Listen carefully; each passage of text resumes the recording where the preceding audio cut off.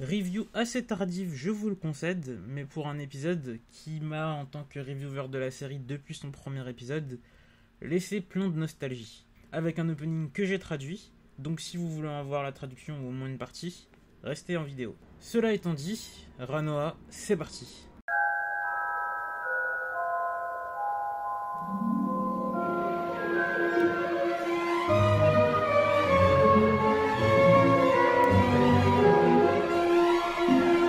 Salut, c'est Fat Black, et aujourd'hui review du 5ème épisode de la seconde saison de Mushoku Tensei. Avant de commencer, comme d'habitude, j'ai effectué des reviews de la première saison, une série récapitulative pour rentrer un petit peu plus en profondeur dans la première saison, des openings de la série qui ne sont disponibles que sur Odyssey, et un petit récapitulatif de la première saison pour bien vous mettre dans le bain de la seconde.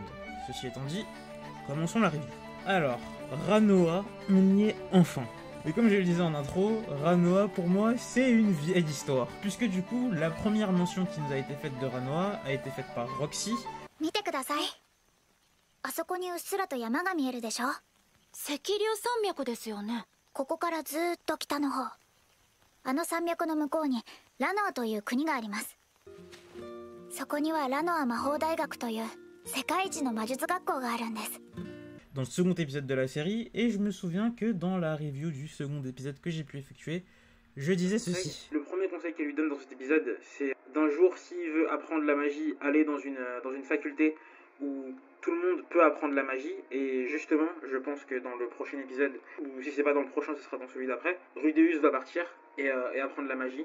Je sais pas du coup s'il y aura encore une ellipse entre le moment où il va partir ou pas, mais du coup s'il part maintenant, ça fera du coup que contrairement à ce que je pouvais penser, on va vraiment suivre les aventures d'un gamin de 6-7 ans, enfin de 5-6 ans, et ouais, je me demande ce que ça peut donner.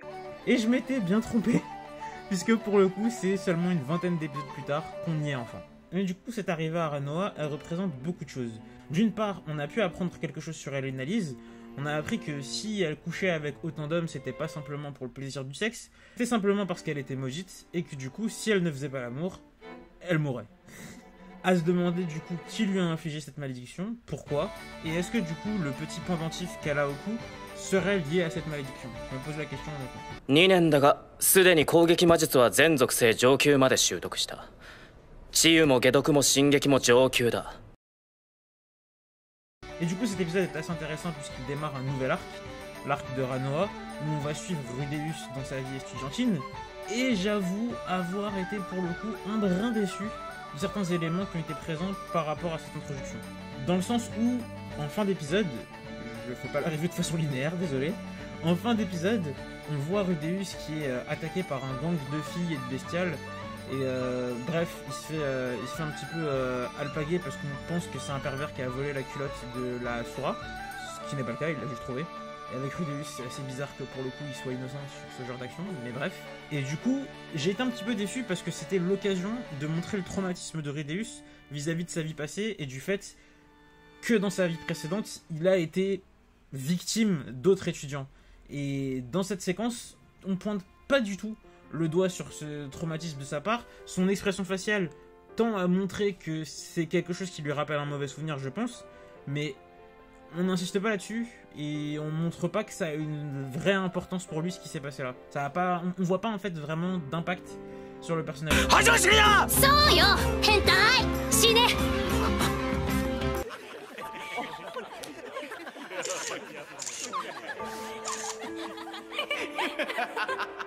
J'avoue être assez surpris par ça. Parce que pour le coup, l'arc de Ranoa, c'est un arc que je trouve très important dans le développement du personnage de Rudeus. Parce que du coup, dans cet arc-là, on va suivre le personnage retourner à l'école. Et c'est en corrélation assez directe, je trouve, avec le moment où le personnage a arrêté de vivre, entre guillemets, dans sa précédente vie. Pas au moment où il est mort, mais au moment où il a arrêté d'aller à l'école et qu'il est devenu un Hikikomori. Et du coup, le faire passer cette étape-là, de retourner dans une école, de revivre avec des gens de son âge, de réexpérimenter le fait d'avoir une vie scolaire dans un cadre éducatif, je trouve que c'est quelque chose sur lequel la série aurait dû mettre davantage l'accent dans cet épisode. Puisque c'est vraiment l'épisode où le personnage revient dans l'école. Du coup, j'espère que ça sera au moins fait un petit peu par la suite, même si je trouve que c'est un peu un acte manqué de ne pas l'avoir fait dans cet épisode-là, qui introduit cet arc-là, pour montrer réellement l'importance que ça a pour le personnage, enfin, pour montrer vraiment l'importance de cet événement, je dirais. Mais pour le coup, En termes de montrer l'importance sur quelque chose, je n'ai pas été déçu par un autre élément, puisqu'il y a également quelque chose d'autre que je disais assez souvent dans mes premières reviews. On a pu voir Rudeus devoir utiliser sa magie dans cet épisode, et plusieurs choses par rapport à ça. D'une part, je suis encore une fois assez surpris du fait que les gens ne soient pas choqués que Rudeus ne prononce jamais d'incantation pour utiliser sa magie, à part pour utiliser la magie curative, où là visiblement c'est nécessaire pour lui d'utiliser des incantations, je ne sais pas pourquoi. Mais ouais, les personnes qui l'ont rencontré ont trouvé qu'il était plutôt fort, mais pas plus que ça. Ça m'a un peu surpris. Cette fois-ci, on a enfin des personnages qui sont choqués de voir Rudeus utiliser la magie sans incantation, et vous ne pouvez pas imaginer à quel point ça me fait plaisir de voir tous ces regards choqués, tous ces visages impressionnés, et de mentionner le fait que c'est quelque chose d'incroyable dans l'univers de Mushoku Tensei. Bon, au fil des épisodes, que ce soit en commentaire ou que ce soit moi-même en visionnant la série, j'ai compris que c'était seulement les mages qui avaient conscience de la rareté d'utiliser la magie sans incantation, et que du coup les épéistes ou les non-combattants ou les personnes qui de manière générale qui combattent avec d'autres armes que la magie n'ont pas conscience du fait que c'est quelque chose d'assez impressionnant. Mais là pour le coup, vu qu'on est dans une école de magie, et ben voilà, enfin on voit des gens qui sont impressionnés par quelque chose d'impressionnant. J'apprécie beaucoup, simplement. À côté de ça, du coup, on a pu assister aux retrouvailles entre guillemets entre Rudeus et Sylphix. Je l'appellerai comme ça parce que du coup j'hésite toujours entre est-ce que je dois dire Sylphie ou est-ce que je dois dire Fitz. Je l'appellerai Sylphix. Voilà. Et du coup, ce qui a été assez marrant, c'est qu'on a poursuivi encore une fois de la nostalgie avec le running gag de leur première rencontre, tout simplement, où Rudeus prenait Sylphie pour un garçon. その一瞬、俺の目に映ったのは最近見慣れたピュアなショートソードではなかった。もちろんまがまがしい文様の浮かぶダークブレードでもなかった。そこにあったものは、いや、なかったのだ。ないはずのものがあったのだ。それがあった。彼は彼女だったのだ。 Et du coup, cette fois-ci, lors de leur retrouvaille, Rudeus prend Fitz pour un garçon. C'est assez marrant, du coup, de voir que leur retrouvaille se passe comme leur première rencontre.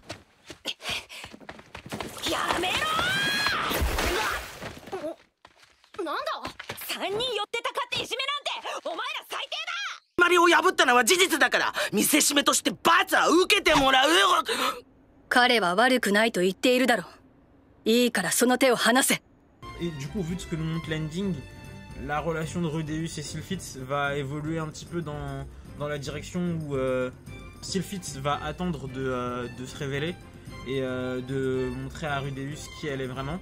Et du coup, j'ai hâte que ce moment arrive. J'ai hâte de voir le moment où les deux personnages vont vraiment se rapprocher, parce que c'est toujours, selon moi, l'une des relations sentimentales importantes que Rudeus va vivre dans la série. Et du coup, ouais, j'ai hâte de voir comment leur relation va évoluer.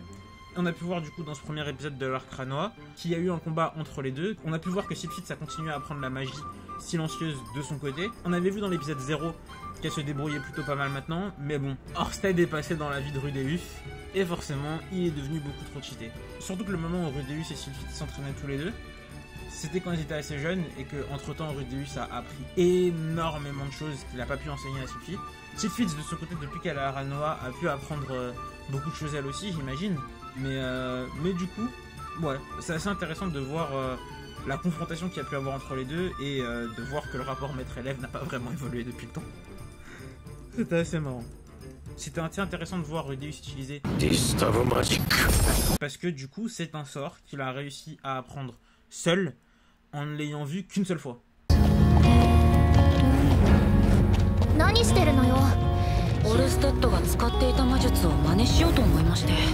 どういう魔術なの？魔術を無効化する魔術です。 Il a vu Orsted l'utiliser et il a réussi à l'apprendre comme ça, solo. C'est impressionnant, je trouve. Enfin, Rudeus a vraiment la fibre d'un mage dans la série, c'était dit dès les premiers épisodes. Mais du coup, ce genre de prouesse, parce que selon moi c'est une prouesse, tend à le confirmer. À côté de ça, on a pu également voir les personnages du précédent épisode entrer en action à l'exception d'un seul, sur lequel je reviendrai un petit peu après. On a pu rencontrer les bestiales qui étaient présentes dans l'ending du précédent épisode, encore une fois. Je m'étais trompé à leur propos, ce ne sont pas les filles que Rudeus et Eris avaient rencontrées chez les bestiales dans l'épisode 15, ce sont leurs sœurs, si j'ai bien compris. Ou en tout cas des membres de leur tribu, mais il me semble vraiment que c'est leurs sœurs.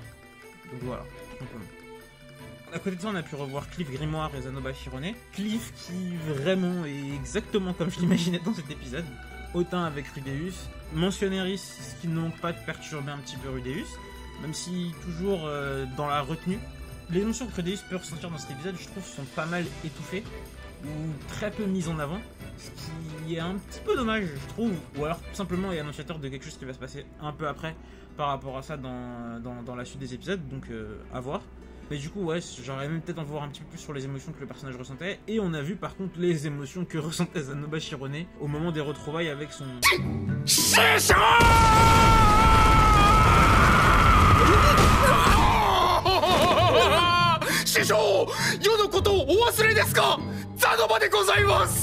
Du coup, on a également pu voir Luc Notos Grearat, le cousin de Rudeus.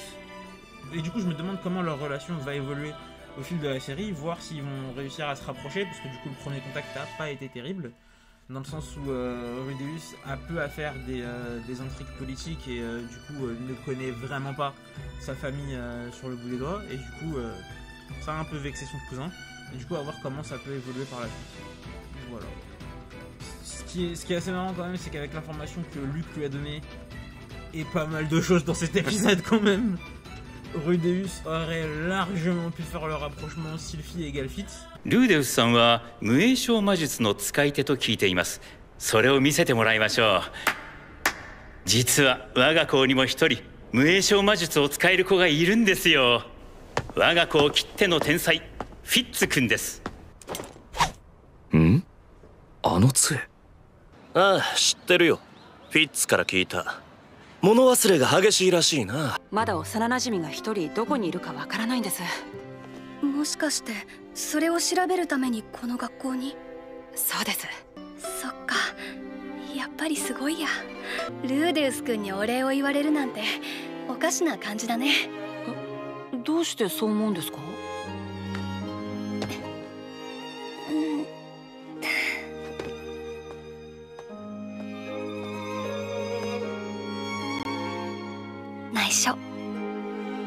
？Mais non, visiblement non, ça rentre pas, mais c'est pas grave.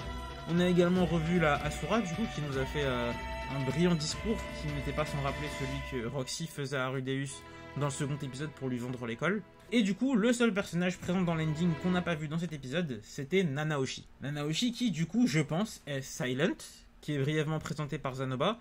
あとはサイレント殿ですか。ただ今日は来るかどうか。授業に出てないんですか？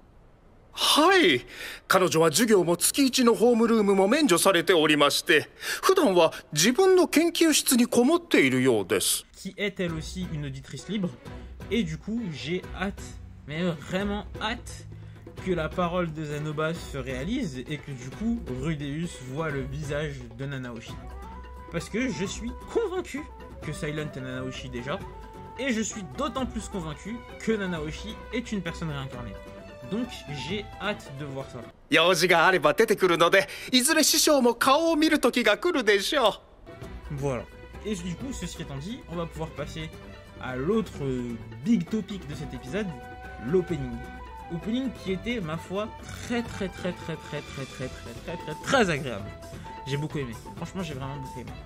Et comme je le disais en intro, je l'ai traduit, ce qui m'a permis de comprendre pas mal de choses que voulait raconter l'opening. J'ai également regardé le clip officiel du groupe qui a produit la musique. Et du coup, cet opening est intéressant à plusieurs niveaux. D'une part, d'abord, le clip officiel est un clip qui met en avant un Hikikomori qui tente de sortir de chez lui, qui tente de renouer avec l'extérieur et qui essaye de sortir de sa condition. On a également droit à certaines séquences de Mushoku Tensei même qui ont été adaptées, je dirais, en live avec le protagoniste du clip. Et du coup, ça fait pas mal miroir avec la première vie que Rudeus a pu mener. Cet opening fait sens avec le personnage de Rudeus. Au-delà de ça, visuellement, il y a quelques éléments qui étaient intéressants à noter, je trouve. Tout d'abord, on voit dans cet opening les personnages que a rencontré ou va rencontrer Rudeus dans la saison. Du coup, on voit Zol, on voit Sarah, on voit un petit peu de Counter Haro au plus global. On voit du coup également Zanoba, Cliff, les deux bestiales. Qui d'autre? Nanaoshi, évidemment. On voit également une esclave que Rudeus n'a pas encore rencontrée, mais que a priori il devrait sauver. On voit également la démon qui était présente dans l'ending, et j'ai oublié de le préciser, mais du coup qui n'était pas présente elle aussi dans cet épisode. Du coup, on voit pas mal de monde. À côté de ça, on voit également que du côté d'Elina, Liz et Cliff, il y a l'air d'avoir des regrets durant une séquence de l'opening. On a dans cet opening également une métaphore avec 3 oiseaux qui seraient chacun la représentation d'un élément de la vie de Rudeus et d'une relation plus globalement de la vie de Rudeus. L'oiseau rouge serait la représentation de son passé et de sa relation avec Eris. L'oiseau vert serait la représentation de son présent et de sa relation avec Sylphie. Et l'oiseau bleu serait la représentation de son avenir et de sa relation avec Roxy. Dans cet opening, en fait, on voit que Rudeus a des regrets persistants. Il rejette la faute de son incapacité d'avancer sur les autres, mais se demande si Ranoa pourra pas être le lieu qui lui permettra de recommencer à vivre. L'OP met pas mal l'accent sur les passages de la vie personnelle du personnage, et du coup sur son passé, de sa volonté de sortir d'une espèce de spirale négative, en montrant qu'actuellement, du coup, il a pris conscience qu'en faisant différemment les choses, elles auraient pu se passer beaucoup mieux.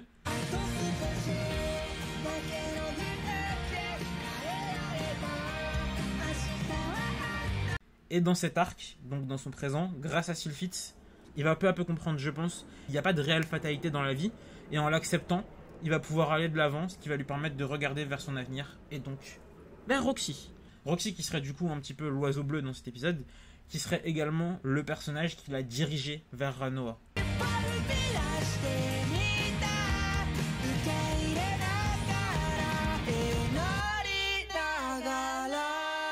C'est pour ça du coup qu'on verrait l'oiseau bleu l'amener vers Ranoa, puisque c'est aussi un petit peu Roxy qui dès le début de la série lui avait recommandé d'y aller. Et que du coup je pense qu'après cet arc de Ranoa, où il est présent avec Sylphie, le personnage va être amené à revoir Roxy dans son avenir. Voilà pour moi. Si vous voulez voir l'opening traduit complètement, je ne le mettrai pas sur YouTube parce que j'ai un passif un peu compliqué avec les droits d'auteur et les openings de Mushoku Tensei. Mais du coup je l'ai mis sur Odyssey si jamais ça peut vous intéresser. Le lien est en description. Il y a également le lien d'autres openings que j'ai pu faire pour la série durant la première saison, si jamais ça peut vous intéresser. Ceci étant dit, je crois que c'est tout pour moi. Du coup, je vous dis likez si vous avez aimé, dislikez si vous n'avez pas aimé, abonnez-vous si vous voulez et partagez si vous le sentez, mais surtout commentez. Désolé si vous avez entendu du bruit dans cette review parce que j'ai oublié de fermer ma fenêtre, et je la recommencerai pas. Ceci étant dit, salut les gens.